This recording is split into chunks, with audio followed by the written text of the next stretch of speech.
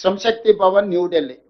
ఈ meeting apex council సమావేశంలో శ్రీ కుమారి ఉమాభారతి గారి జలశక్తి మినిస్టర్గా వారి అధ్యక్షత వహిస్తే చంద్రబాబు నాయుడు గారు, చంద్రశేఖరరావు గారు ఇరు రాష్ట్రాల ముఖ్యమంత్రులుగా ఇందులో పాల్గొన్నారు. ఈ సమావేశంలో ఆంధ్రప్రదేశ్ సాగునీటి పారుదల శాఖ మంత్రిగా దేవినేని ఉమామహేశ్వరరావు గారు, తెలంగాణ సాగునీటి పారుదల శాఖ మంత్రిగా హరీష్ రావు గారు ఈ సమావేశంలో పాల్గొన్నారు. ఈ సమావేశంలో చాలా విషయాలు కృష్ణా నది మీద, గోదావరి నది మీద, అదేవిధంగా Krishna river management board, Godavari river management board నిర్వహణ, ప్రాజెక్టుల నిర్మాణము, ప్రాజెక్టులకు సంబంధించిన అనుమతుల మీద సుదీర్ఘమైన చర్చలు జరిగినాయి. దానికి సంబంధించి 8 పేజీల మీటింగ్ మినిట్స్ రికార్డ్ చేశారు. ఈ 8 పేజీలలో 6వ పేజీలో 2వ పారాగ్రాఫ్లో దీంట్లో honourable chief minister of Telangana stated before the apex council that, second పారాగ్రాఫ్లో ఏముంది అని అంటే, for the existing ongoing and proposed projects in both the states of Krishna River, more than 1000 TMC of water is required. On the other hand, more than 3000 TMC is going waste into sea every year in Godavari River. Hence, we emphasize that as water is available, it has to be decided how best it can be utilized properly. He stressed the need for developing understanding between the two states by sitting together and amicably setting these issues. ఇది చంద్రశేఖరరావు గారు, చంద్రబాబు నాయుడు గారు, ఉమాభారతి గారి నేతృత్వంలో ఢిల్లీ శ్రమశక్తి భవన్లో సమావేశాన్ని ఏర్పాటు చేసి ఈ గోదావరి జలాలను, కృష్ణానది జలాలను ఏ విధంగా వినియోగించుకోవచ్చో అని చర్చించి, ఈ సమావేశంలో ఆనాటి తెలంగాణ ముఖ్యమంత్రి చంద్రశేఖరరావు గారు ఒక అంశాన్ని ఈ సమావేశంలో అధికారికంగా మీటింగ్ మినిట్స్లోకి తీసుకొచ్చారు. ఏమని? గోదావరికి సంబంధించిన 3000 టీఎంసీల నదీ జలాలు సముద్రంలో కలుస్తున్నాయి. ఈ సముద్రంలో కలుస్తున్న 3000 టీఎంసీ నీళ్లను కృష్ణా బేసిన్ మీద నిర్మించుకోవాల్సిన ప్రాజెక్టులకు 1000 టీఎంసీ అవసరం ఉంది. గోదావరి బేసిన్ నుంచి కృష్ణా బేసిన్కి గోదావరి జలాలను తరలించడం ద్వారా ఈ ప్రాజెక్టులను నిర్మించుకొని ఆ సమస్యల్ని పరిష్కరించుకోవచ్చని 80,000 పుస్తకాలు చదివిన టిఆర్ఎస్ భాషలో వాళ్ళు చెప్తా ఉంటారు, అపర భగీరథుడని రకరకాలుగా. వారు కనిపెట్టిన బ్రహ్మ పదార్థమే 3000 టీఎంసీలు గోదావరి నదీ జలాలు సముద్రంలో కలుస్తున్నాయి. ఆ రోజు పునాది రాయబడ్డది. గోదావరిలో 3000 టీఎంసీల నీళ్లు సముద్రంలో కలుస్తున్నాయి. ఆ 3000 టీఎంసీలను గోదావరి పరివాహక ప్రాంతం నుంచి కృష్ణా పరివాహక ప్రాంతానికి తరలించడం ద్వారా రాయలసీమకు నీళ్ళు ఇవ్వాలనేది పునాది ఆ రోజు 2016-21 6వ నెలలో పడ్డది. ఇది మీటింగ్ మినిట్స్ రికార్డ్ అధికారికంగా. ఈ మీటింగ్ హరీష్ రావు గారికి తెలియదనడానికి వీలేదు. హరీష్ రావు గారు మంత్రిగా ఈ సమావేశంలో వారు కూడా పాల్గొన్నారు. కాబట్టి ఈ మీటింగ్ మినిట్స్ హరీష్ రావు గారికి నేను పంపిస్తాను. 2వ పాయింట్, ఆ తర్వాత ఆంధ్రప్రదేశ్, తెలంగాణ, లేకపోతే చంద్రబాబు నాయుడు గారు, లేకపోతే చంద్రశేఖరరావు గారి మధ్యలో వైరుధ్యాలు, లేకపోతే రాజకీయ అంతరాలు, రకరకాల పరిస్థితుల వల్ల 2016 నుంచి 2019 వరకు ఇది కార్యరూపం దాల్చలేదు, వాయిదాలు పడుతూ వచ్చింది. 2019లో ఆంధ్రప్రదేశ్లో జగన్మోహన్ రెడ్డి గారు ముఖ్యమంత్రిగా మొదటిసారి బాధ్యత చేపట్టిన తర్వాత, తెలంగాణలో చంద్రశేఖరరావు గారు రెండవసారి ముఖ్యమంత్రిగా పదవి చేపట్టిన తర్వాత వీళ్ళిద్దరూ 4 సార్లు సమావేశమైనారు. దాదాపుగా 2019 జూన్ 28, అదేవిధంగా ఆగస్టు, అదేవిధంగా సెప్టెంబర్, అదేవిధంగా ఆగస్టు 12న 4 సార్లు అధికారిక సమావేశాలలో చంద్రశేఖరరావు గారు, అదేవిధంగా ఆంధ్రప్రదేశ్ ముఖ్యమంత్రి జగన్మోహన్ రెడ్డి గారు కలిసి మాట్లాడుకొని చర్చించుకొని, ఆ చర్చల సారాంశం ఏంటంటే జలబంధం. ఇవాళ ఆనాటి పత్రికలు చాలా వరకు మీకు అన్ని ఉన్నాయి, అవి చూపిస్తాను. లేకపోతే ఆ పేపర్లు ఈ పేపర్లు గోదావరిలో సాగుదాం, ఇది వీటికి సంబంధించి ఒకవేళ వేరే పత్రికల మీద వాళ్ళకి ఏదైనా అనుమానం ఉంది, లేకపోతే వేరే పత్రికలలో రాస్తే మేము వాటిని ఆమోదించమని అనొచ్చు. కానీ నమస్తే తెలంగాణ ఇది పెద్దన్నగా సహకరిస్తా. నమస్తే తెలంగాణ హెడ్లైన్ బ్యానర్ ఐటమ్. పట్టుదల ఉన్న సీఎం జగన్తో సాధ్యం, రతనాల సీమగా మార్చేందుకు సహకరిస్తాం. అదేవిధంగా ఈరోజు వారు దీనికి సంబంధించి పూర్తి స్థాయిలో 3 గంటలు చర్చించి గోదావరి జలాలను ఏ విధంగా రాయలసీమకు తీసుకెళ్ళాలి, అదేవిధంగా స్నేహగీతిక, ఇట్లాంటి హెడ్లైన్స్ తోని గోదావరి కృష్ణా జలాల సంపూర్ణ వినియోగం, నదీ జలాల వివాదాల పరిష్కారం, గోదావరి జలాలు రాయలసీమకు తరలింపు, వీటికి సంబంధించి పూర్తి స్థాయిలో చర్చించుకున్నారు. అక్కడ రెండోసారి దీని మీద చర్చ జరిగింది. దీనికి సంబంధించి వీళ్ళిద్దరు చర్చల సారాంశం పత్రికలకు ఆ రాష్ట్రానికి సంబంధించిన తెలంగాణ రాష్ట్రానికి సంబంధించిన మంత్రులు వివరించారు. ఆ మంత్రులు ఎవరు? ఇరు రాష్ట్రాల సీఎం సమావేశం వివరాలను వెల్లడిస్తున్న తెలంగాణ మంత్రి ఈటల రాజేందర్ గారు, పక్కన బుగ్గన రాజేంద్రనాథ్ రెడ్డి. ఇచ్చిపుచ్చుకుందాం తెలంగాణ ఏపీ మంత్రులు రాజేందర్ అండ్ రాజేంద్రనాథ్ రెడ్డి. అంటే స్పష్టంగా సీమకు గోదావరి పత్రికలలో వచ్చింది ఏంటి, శ్రీశైలాన్ని తరలించాం తెలుగు రాష్ట్రాలు, ఏ రకంగా వీళ్ళు నీళ్లను రాయలసీమకు తరలించాలని చెప్పి చర్చించుకున్నారో ఆ రోజు మంత్రివర్యులు ఈటల రాజేందర్ గారు, బుగ్గన రాజేంద్రనాథ్ రెడ్డి గారు పత్రికా సమావేశం పెట్టి ప్రజలకు వివరించారు. నష్టం తక్కువ, లాభం ఎక్కువ. గోదావరి జలాలను రాయలసీమ ప్రాంతానికి తరలించడం ద్వారా, కృష్ణా పెన్నా బేసిన్కు తరలించడం ద్వారా నష్టం తక్కువ, లాభం ఎక్కువ అని ఇద్దరు ముఖ్యమంత్రులు కూర్చొని ప్రగతి భవన్లో 2 గంటలకు పైగా సమావేశమైన జగన్మోహన్ రెడ్డి గారు, అదేవిధంగా చంద్రశేఖరరావు గారు.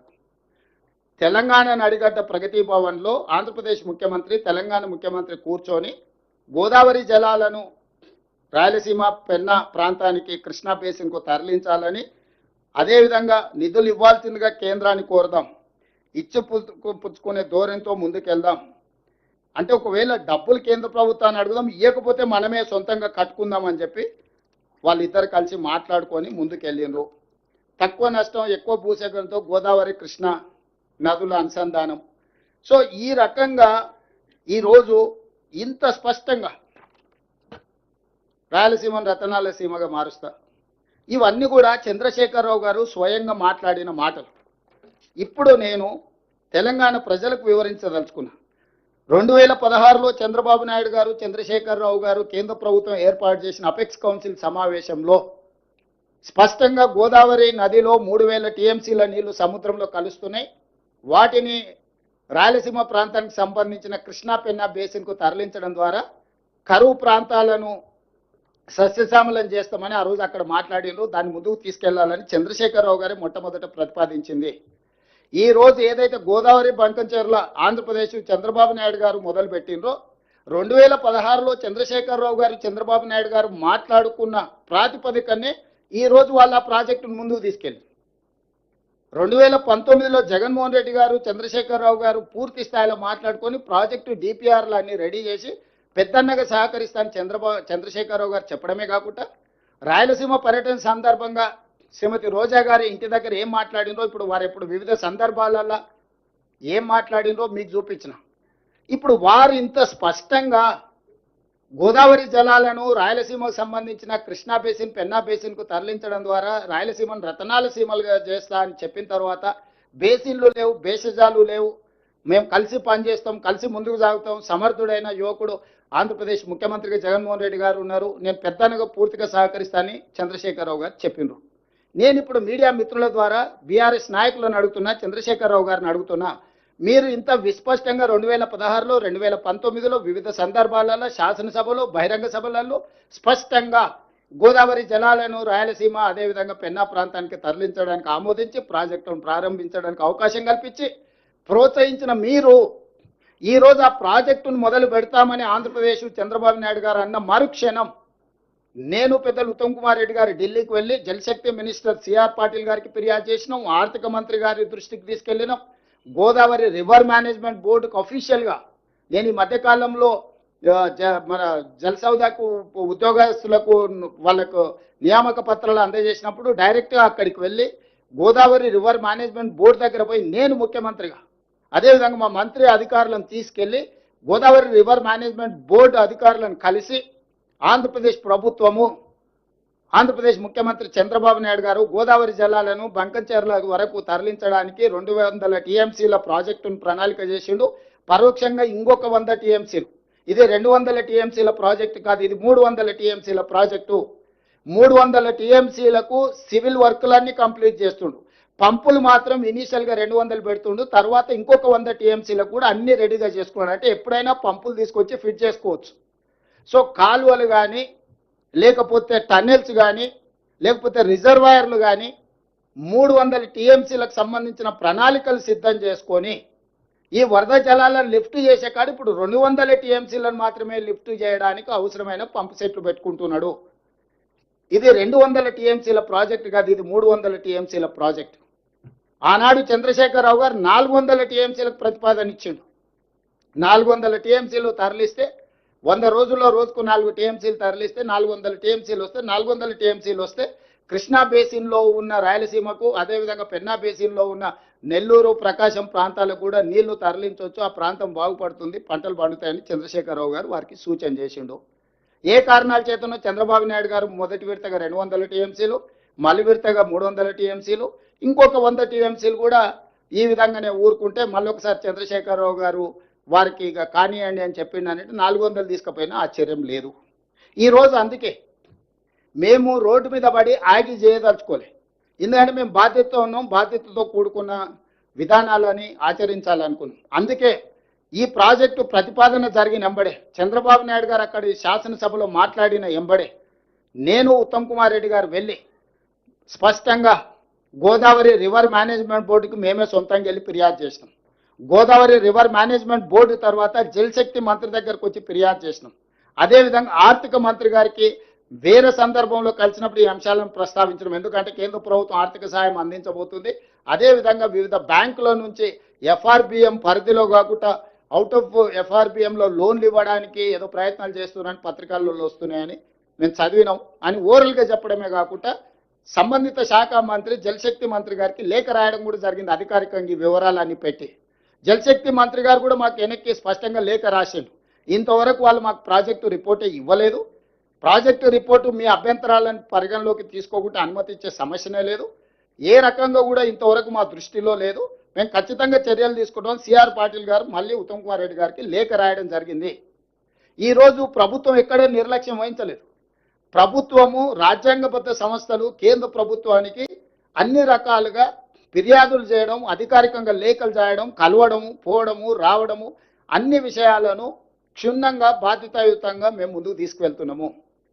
ఉన్న పలంగా హరీష్ రావు గారు బయటకు వచ్చేసి మొత్తం తెలంగాణకు అన్యాయం జరిగిపోతుంది, మొత్తం నీళ్ళన్నీ తరలించుకుపోతున్నాడు చంద్రబాబు నాయుడు, రేవంత్ రెడ్డి మౌనంగా ఉన్నాడు, ఉత్తమ్ కుమార్ రెడ్డి గారు ఉత్తగానే కూర్చున్నాడు అని బకెట్లో బురద తీసుకొని చల్లుకుంటే వెళ్తున్నాడు. అయ్యా, ఈ పాపానికి పునాది వేసింది మీ మామగారు. ఆ రోజు నువ్వు మంత్రి, నువ్వే ఆ సమావేశంలో ఉన్నావు. అయితే గీతే ఎవరినైనా శిక్షించాలంటే చంద్రశేఖరరావు గారిని, హరీష్ రావు గారిని శిక్షించాలి. ఒకవేళ గోదావరి బేసిన్లో తెలంగాణ ప్రాజెక్టులకు అన్యాయం జరిగి తెలంగాణ ప్రాజెక్టులకు ఒకవేళ తీరని ఏదైనా ద్రోహం జరిగితే ఉరిదీయాల్సింది చంద్రశేఖరరావును, హరీష్ రావునే. సర్వ పాపాలు చేసింది మీరు, పాపాల భైరవులు మీరు, తెలంగాణకు అన్యాయం చేసింది మీరు. కాంట్రాక్టర్లు ఇచ్చే కమిషన్లకు మీ ఇద్దరి కలయికనే ఒక కాంట్రాక్టర్ పెట్టిన సమావేశం. ఆ కాంట్రాక్టర్ పెట్టిన సమావేశంలో మీరిద్దరు, ఆయన సూత్రధారి అయితే కాంట్రాక్టర్, మీరిద్దరు పాత్రధారులుగా కూర్చొని కమిషన్లకు కక్కుర్తిపడి 400 టీఎంసీలు గోదావరిలో వరద జలాలు ఉన్నాయి, రాయలసీమకు పెన్నా ప్రాంతానికి తరలిస్తామని అన్ని కుట్రలు చేసి ఈరోజు మీ చేతిలో లేకుండా పోయిందని చెప్పి ఆ బురదంతా తీసుకొచ్చి మాకు అంటించాలనే ప్రయత్నం చేయడం ఇది భావ్యమా? అందుకే ఈరోజు స్పష్టంగా తెలంగాణ ప్రజలకు నేను చెప్పదలుచుకున్నా, వీళ్ళు ఏ రోజు కూడా తెలంగాణ ప్రయోజనాల కోసం కృషి చేయలేదు.